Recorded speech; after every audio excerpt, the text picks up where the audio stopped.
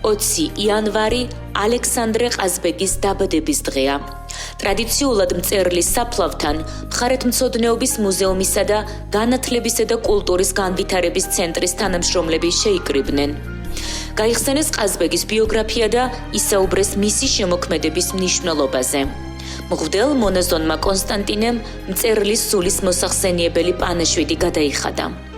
თარიღთან დაკავშირებით ყაზბეგის მუნიციპალიტეტის მერმა ბაკურ ავსაჯანიშვილმა ალექსანდრე ყაზბეგის მემორიალი გვირგვინით შეამკო.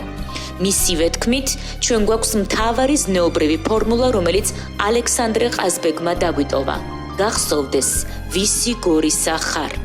დღევანდელი ჩვენი შეკრება ტრადიციების, დაწერილი თუ დაუწერელი წეს-კანონების პატივისცემის დასტურია.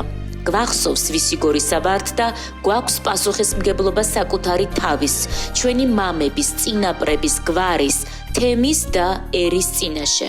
ყოველი წლის 20 იანვარს ვიხსენებთ შესანიშნავ მწერალს და პატივს მივაგებთ მის უკვდავ სულს.